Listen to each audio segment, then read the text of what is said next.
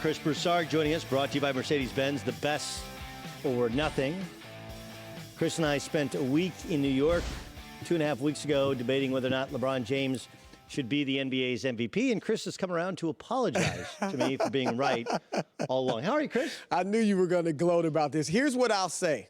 I said last week there was a groundswell for LeBron to be MVP. Now it's an avalanche. However, I can only speak for myself as far as my vote. I still have Giannis slightly ahead, but for the first time all season, LeBron has a significant chance to get my vote. Like, it's not quite neck and neck, but he is closing and closing fast. And the fact is this, a big part of my thinking for Giannis is that he's been on this historic pace for the season. One, they were on pace to win 71 games, become the third team ever to win 70+. Now they're on pace to win 68. Still great, but not a historic season. Secondly, his PER, player efficiency rating, he was on pace to have the greatest ever. Better than Wilt, better than Michael, better than LeBron ever had during his better years.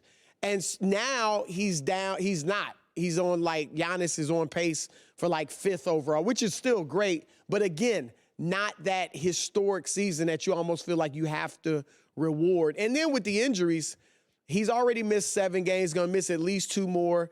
The fewest amount of games a player has played in the modern era and won MVP is 71. That was Allen Iverson in 2001. Bill Walton played 58 and 77, but recently in the 70s, guys were winning MVPs on losing teams and not making the playoffs and things like that. I can't compare with guys that never saw play, right? Right. Let's not go to I wasn't alive for, I was too young to. I just look, my argument for LeBron is not really statistic based because I do think we get lost. The Bucks, for example, play at the fastest pace in the NBA, 105 possessions. And, of course, he leads the NBA in usage ratings, which means he has the ball more and they play faster, more opportunities, more stats. I know the Lakers played the second fastest pace. But I don't hold that against him, though. I don't either, but it also makes me if it's a point more or two here, point more or two there. And I respect that the Bucks are winning a ton of games. I do. To me, it is about the little things. It is about how he's clearly trying to make Anthony Davis more confident at the end of games, feeding his ego, getting him going. He's absolutely helped this team defensively, even though he's not close to being the same athlete defensively he used to be. You know, there's a leadership quality there. There's a toughness quality there. There's an engagement quality there. And maybe we give him more of the benefit of the doubt than we do Giannis. Right? We're well, it's not like Giannis is not leading and doing these things. Right. But considering where the Lakers were to where they are now, I do give him kind of an extra credit point. And I think the West is stronger. And he played better over these last 2 games in the bigger spot. Well, that would be what would push him up. That was big for him and big for my view as well because, look, he was tentative in the first 2 games against the Clippers. He didn't play well in the first game against Milwaukee, which they lost. So I needed to see him play well on, in some of these bigger games, and that's what he did. So, yeah, he's right there and has a chance to win it as far as I'm concerned. After the game, he was asked about the possibility of playing a game with no fans in the stands. And how did it strike you?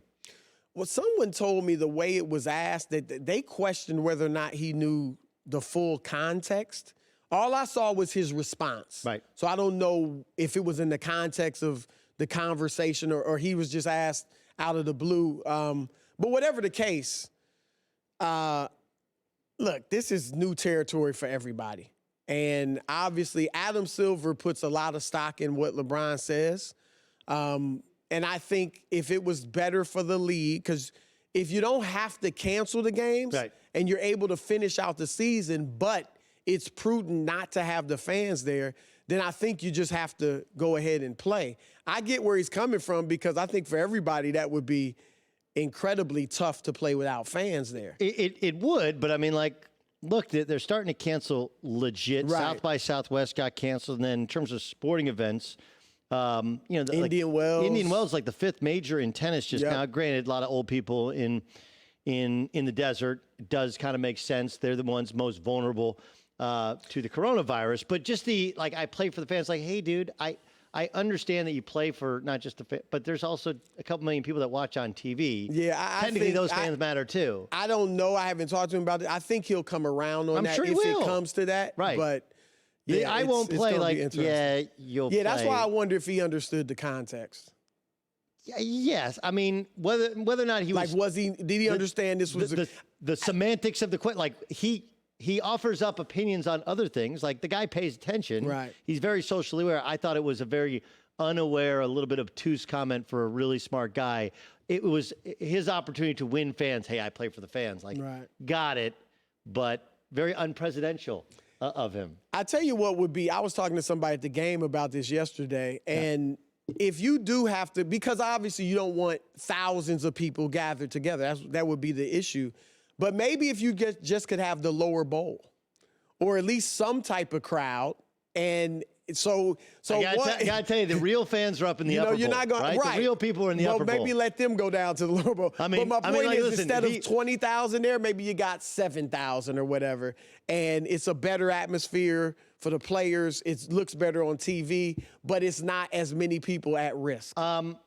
Any cause for concern with the Clippers? No. One thing I'll say is this. So far, Marcus Morris has not really helped. Yesterday, he obviously went 0 for 9, but he's averaging 10 shots a game on 37% shooting. I'm not saying that's going to continue, but what I'm saying is that he replaced Mo Harkless, who was shooting like 4 times a game. Marcus is coming in there with the mentality of, like he's he really is that 20-point scorer he was for the Knicks. And that's taking shots away from some of the other guys. Were the Knicks winning with him taking all those shots? No. They weren't competitive. But I don't know that he understands that. This is the hard part for people to understand. I think it's a different sport. Okay? The New York Knicks play a different sport than what the Lakers and Clippers played on Sunday. I don't care how many points you scored. I don't care about any of it. Everything is completely magnified. And now, look, you're also playing against your twin brother. That's been one of the challenges, too, for Kyle Kuzma, right? Now you're playing to win a championship. Right. This is not just about getting your numbers on a bad team. Yes. So yes. But, I think Morris will come around. But thus far, like yesterday, he hurt them not only because he was off, but because the shots he was taking should have been taken by Kawhi or Paul George or somebody else. Which was my point when they acquired Reggie Jackson is every moment they – and I thought Lou Williams got a little bit exposed. You know, they're like, oh, let's chase Lou Williams off the floor by going right at him. Now you know why Lou Williams, while an unbelievable talent and scorer, like why hasn't he been part of championship teams? That's why, because he can't play any defense. And what you noticed, Doug, is that on the other side, the Clippers had nobody to hunt on the Lakers defensively because all 5 of their defenders late in the game were good defenders. And they, as you said, they went after Lou Williams tenaciously to get him in a bad matchup and attack whoever he was guarding. Which is the true brilliance to LeBron was they attacked Steph Curry. Well, let's make Steph Curry play defense, and that's how that's how they beat the Warriors. And while no one would confuse Lou Williams with Steph Curry, it's the same idea. He hunts mismatches. That's how his basketball brain works. Last thing, got 15 seconds. This is going to be the Western Conference Finals. Oh, yeah, no question. And it's going to be a 6 or 7 game series. We always tend to think the team that won the last game has control. This will be a great series. Physical. I can't wait. I cannot wait. We're going to have to wait, unfortunately. Hi, everybody. Thanks for watching. Subscribe here to get the latest from the show. Also, be sure to check out more of the best clips from The Herd or go watch a few segments from other shows on FS1.